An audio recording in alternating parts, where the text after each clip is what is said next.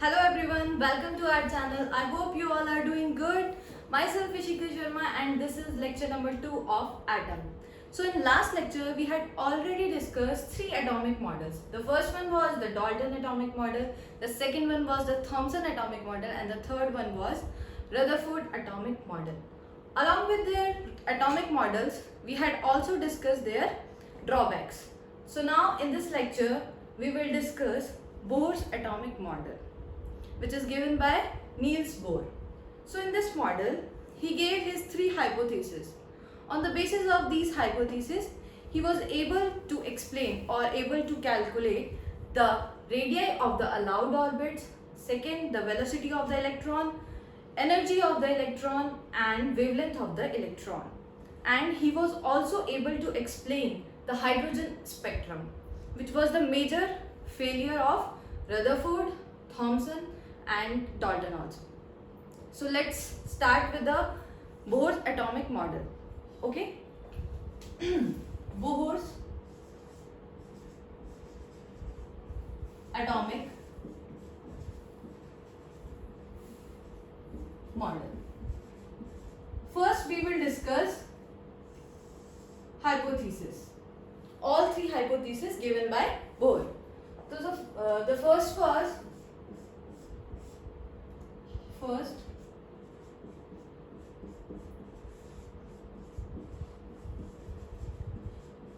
First hypothesis बोल सकते हैं या फिर पोस्टुलेट भी बोल सकते हैं, बोर्स पोस्टुलेट भी बोलते हैं. तो फर्स्ट पोस्टुलेट क्या था बोर का? Electron revolve around nucleus in circular path by centripetal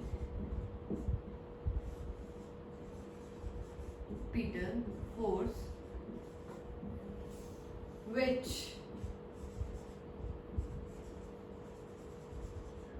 arose due to electrostatic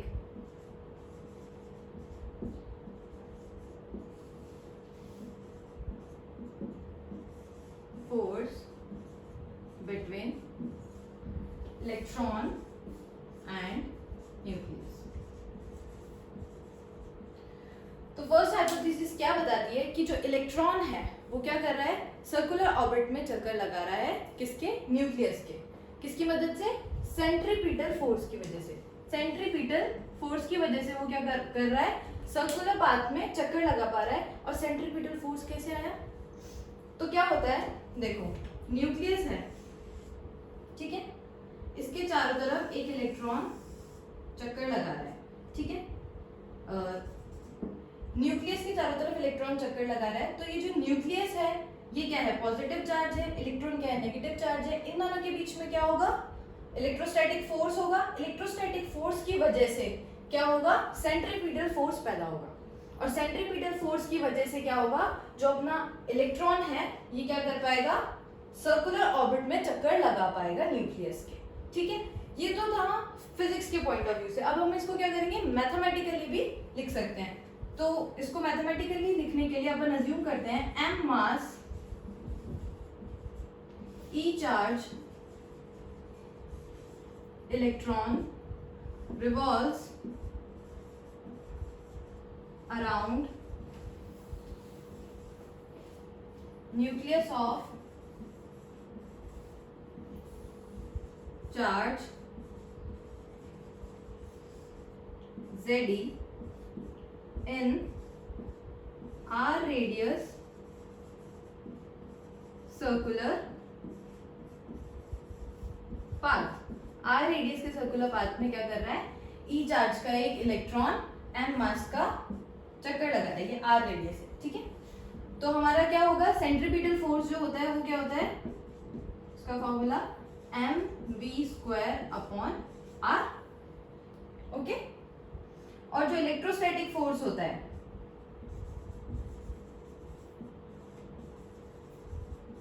electrostatic force, वो क्या होता है अपना F equals to K Q1 Q2 upon R square. Done.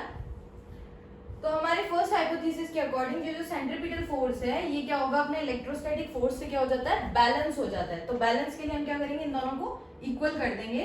तो mv square upon r equals to हो जाएगा, इसकी value put करेंगे, चार्ज क्या था अपने पास, Q1 charge, Ze into e upon r square, तो k Ze square upon r square. Okay, this was the first hypothesis of Orr.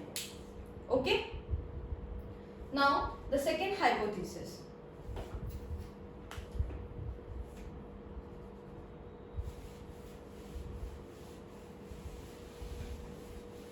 Second hypothesis क्या थी बोर की,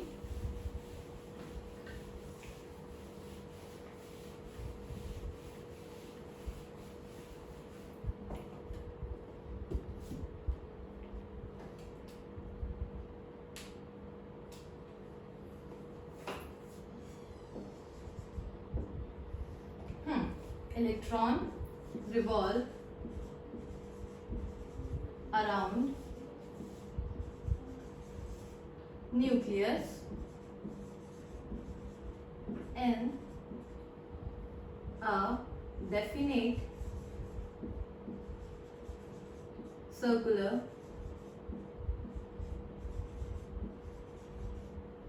path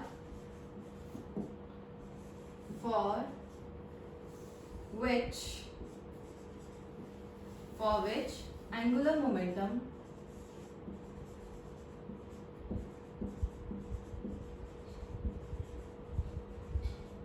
is integral multiple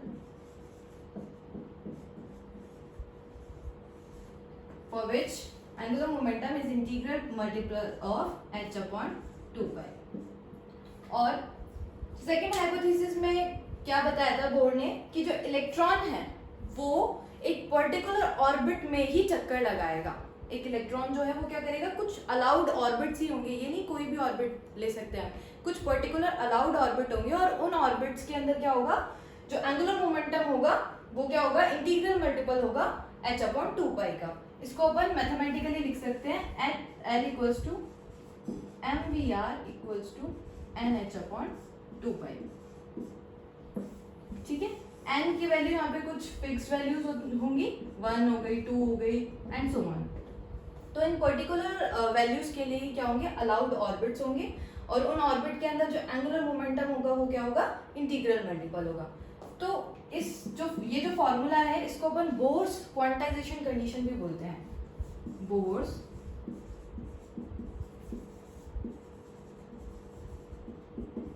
quantization condition. Okay, तो ये basically ये formula आया कहां से, है ना, ये तो सेकंड हाइपोथेसिस हो गया। ये बोर्स क्वांटाइजेशन कंडीशन निकाली कैसे थी, एक बार हम उसको अच्छे से देख लेते हैं। ठीक है, तो इसको ध्यान से समझना इस वाले पार्ट को। ठीक है, साइड में समझा देती हूँ मैं।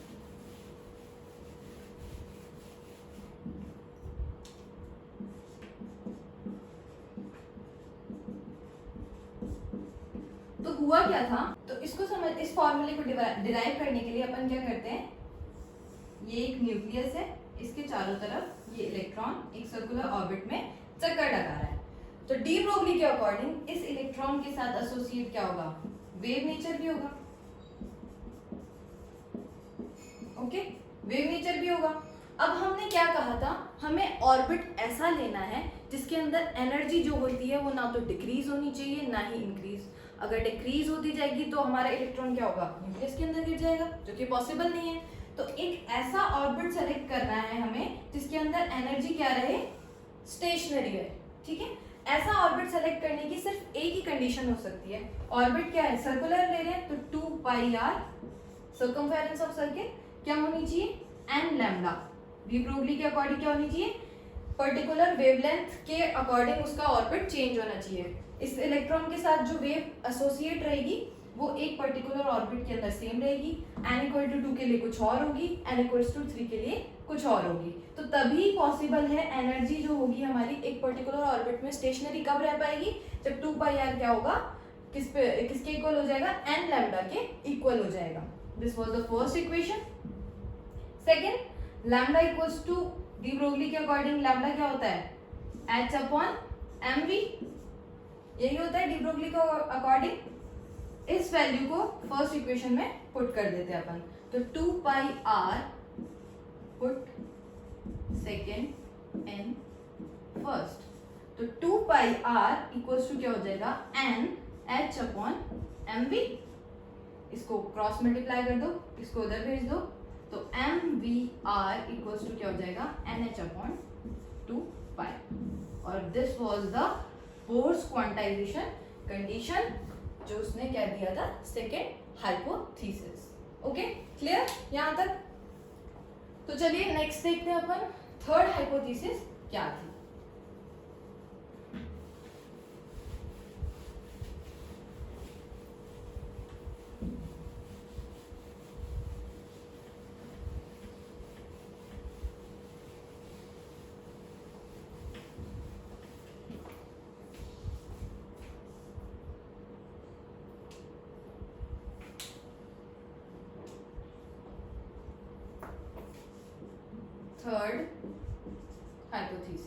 थर्ड हाइपोथीसिस क्या थी हमारी, when electron revolve around nucleus in definite circular path, it neither absorb nor release energy, neither absorb nor release energy. These orbits are known as stationary orbits.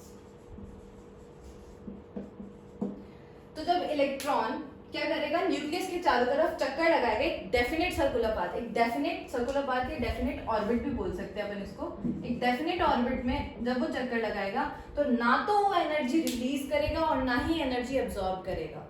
तो क्या होगा, इन ऑर्बिट्स को अपन क्या बोलेंगे, स्टेशनरी ऑर्बिट्स बोलेंगे। This was the third hypothesis.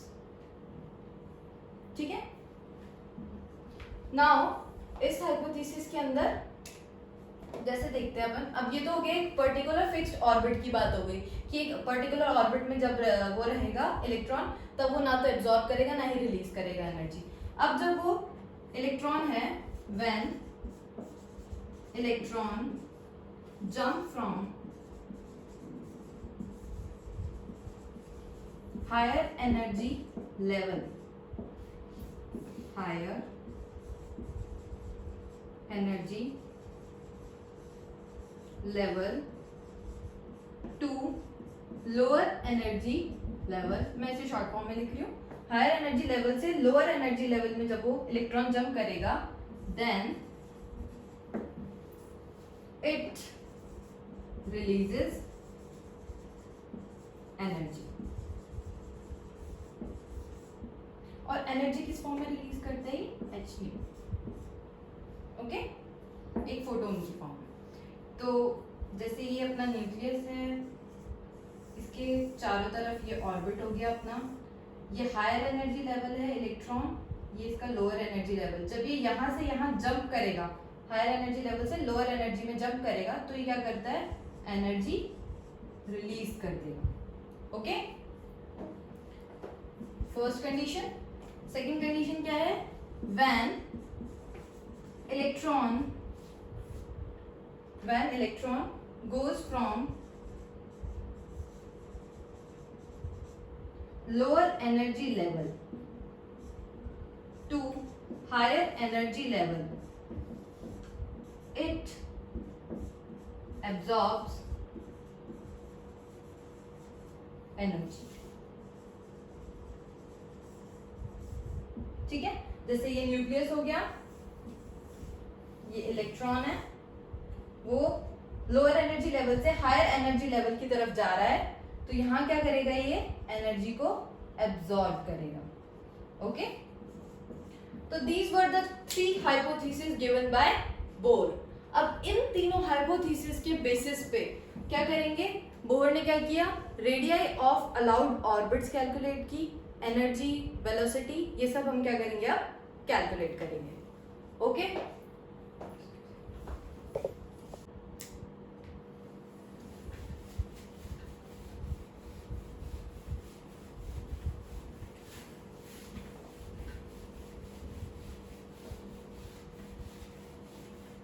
now we will calculate the radius of allowed orbits. Okay,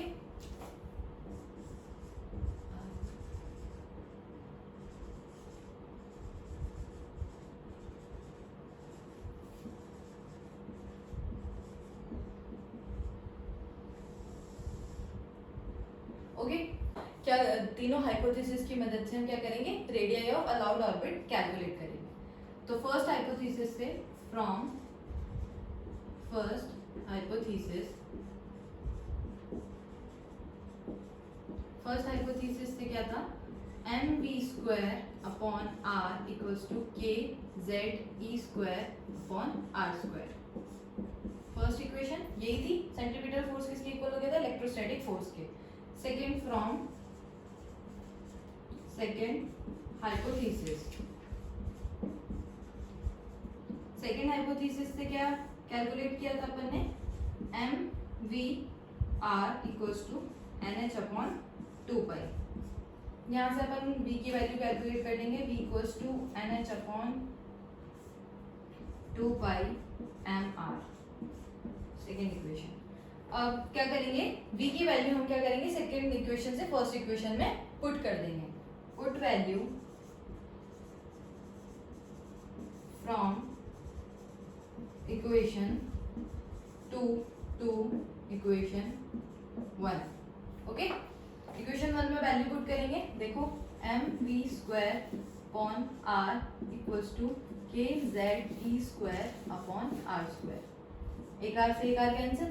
ठीक है, m v की वैल्यू क्या है, n² h² upon 4 pi square m² r². v² है यहाँ पे, ये हमारी v की वैल्यू थी, nh अपॉन 2 पाई mr, ये यहाँ पे हमने स्क्वायर करके पुट कर दी, equals to kze² upon r. फिर ये r से ये वाला r कैंसिल, एक, और ये एक m से यहाँ पे एक m कैंसिल हो गया. तो अब r की वैल्यू क्या हो गई, r को इधर ले जाएंगे, ये पूरी वैल्यू नीचे ले आएंगे, तो क्या हो जाएगा, r equals to n² h² upon 4 pi square m into kze² equals to r. Sorry, r आ गया ना यहाँ पे. r की वैल्यू क्या आ गई, n² h² upon 4 pi square m kze². इस कांस्टेंट को पूरे को एक साइड ले लो, h² 4 pi square m ke², और यहाँ पे n² अपॉन z अलग ले. ये आ गई हमारी radius of allowed orbits. Equation number 3 बोल देते हैं. ओके, अब इसके अंदर ये जो कांस्टेंट हमें दिख रहा है, इस पूरे कांस्टेंट की जब हम वैल्यू कैलकुलेट करेंगे, h की वैल्यू पुट के, पाई की वैल्यू पुट करके, तो इस पूरे कांस्टेंट की वैल्यू क्या आ जाएगी अपने 5.29 इंटू 10⁻⁻11 मीटर, और इसको अपन बोल सकते हैं 0.53 एंगस्ट्रॉम. ओके, तो r की वैल्यू क्या हो गई, 0.53 n² अपॉन z. ठीक है, ये आ गई अपनी r की वैल्यू. ओके, ये अब r की वैल्यू जो होगी किस पे डिपेंड कर रही है, डायरेक्टली प्रोपोर्शनल n स्क्वायर के। n क्या है यहाँ पे, क्वांटम नंबर, ठीक है। n की वैल्यू यहाँ पे कुछ भी हो सकती है, 1 2 अप टू n5। ओके, तो फर्स्ट ऑर्बिट के लिए क्या वैल्यू होगी, देखिए for n equals to 1 first orbit होगा, जिसको अपन क्या बोलते हैं, बोर्स ऑर्बिट, बोर्स ऑर्बिट भी बोलते हैं, ठीक है। इसके लिए r की वैल्यू क्या हो जाएगी, r नॉट से भी रिप्रेजेंट कर सकते हैं इसको अपन 0.53 और ये 1, और हाइड्रोजन एटम के लिए फॉर H एटम क्या हो जाएगी इसकी वैल्यू, r नॉट की 0.53। ओके, ये आ गया अपना फर्स्ट ऑर्बिट की वैल्यू। अब देखो ये जो अपना r है यहाँ पे क्या है, डायरेक्टली प्रोपोर्शनल है n स्क्वायर के और इनवर्सली प्रोपोर्शनल है z के। तो इससे हम क्या कैलकुलेट कर सकते हैं कि ये जो ऑर्बिट्स हैं ये किस रेशियो में बढ़ेंगे, किस रेशियो में इंक्रीज होंगे। तो r1 is to r2 is to r3 किस रेशियो में इंक्रीज करेंगे, ये 1 is to 4 is to 9, इस रेशियो में ये क्या करेंगे, इंक्रीज करेंगे एंड सो ऑन। यहाँ पे हम और भी वैल्यूज दे सकते हैं। ओके डन, तो ये तो निकाल लिया हमने रेडियस ऑफ अलाउड ऑर्बिट्स। अब नेक्स्ट हम कैलकुलेट करेंगे वेलोसिटी ऑफ इलेक्ट्रॉन, ठीक है। तो वेलोसिटी ऑफ इलेक्ट्रॉन कैलकुलेट करने के लिए हमें इस r की वैल्यू की जरूरत पड़ेगी। Okay,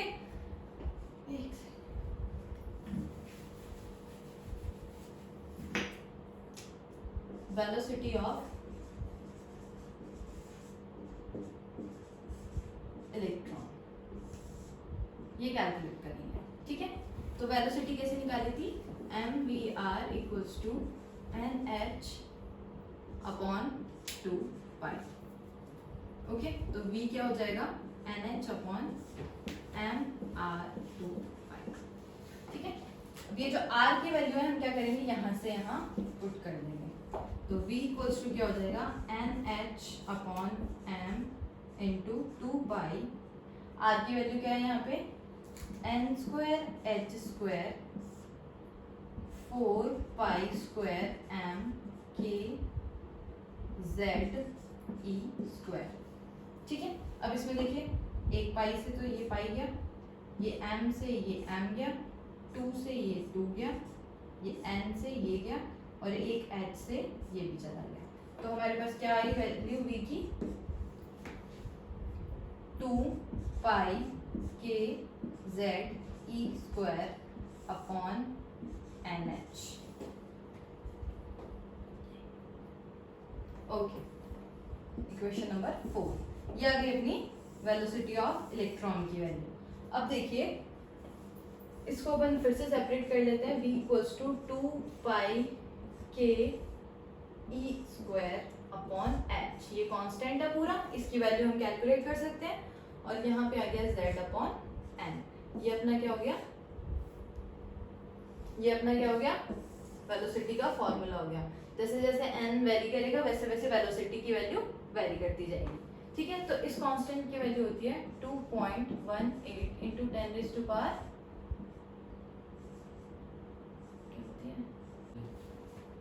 10 raise to power 6 z upon n,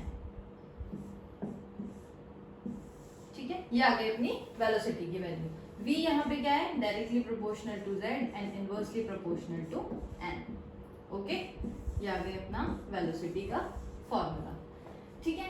अब ये वाला जो वेलोसिटी का फॉर्मूला है इससे हम क्या कर सकते हैं, ये तो हमारा बोर्स मॉडल था, इसके बाद है ना फाइन स्ट्रक्चर भी आती है स्पेक्ट्रम को समझाने के लिए।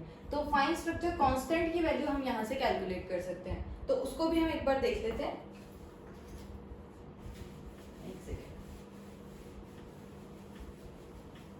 तो देखो ये जो अपनी v की वैल्यू आई है, v equals to 2 pi k z e square upon nh इसके अंदर अपन c से मल्टीप्लाई और डिवाइड कर देंगे, ठीक है। v equals to 2 pi k z e square c upon n upon ch, ठीक है। ये इसके अंदर अपन ने क्या किया, सिर्फ इस c को इसके साथ h के साथ ले लिया अंदर, n को बाहर और ऊपर वाला c एज इट इज हमने बाहर ले लिया। तो ये जो कांस्टेंट होगा इसको अपन बोलते हैं फाइन स्ट्रक्चर कांस्टेंट अल्फा, ठीक है। Fine structure constant alpha.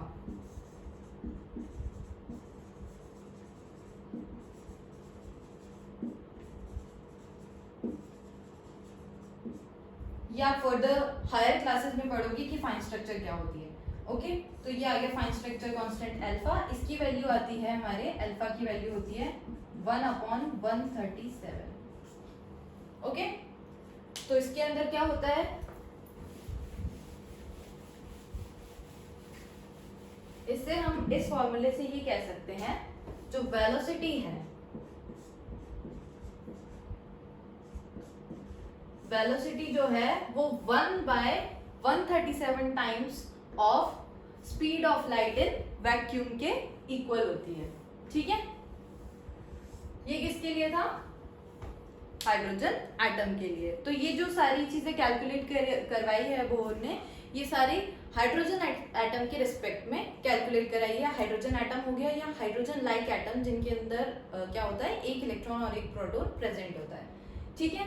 तो ये तो थी अपनी वेलोसिटी तक की बात। इसके बाद हमारे टॉपिक्स बच रहे हैं, एनर्जी कैलकुलेट करनी है अभी हमें, और कैलकुलेट करना है हाइड्रोजन स्पेक्ट्रम के बारे में भी हमें डिस्कस करना है। तो वो हम करेंगे नेक्स्ट लेक्चर के अंदर, तब तक पढ़ते रहिए।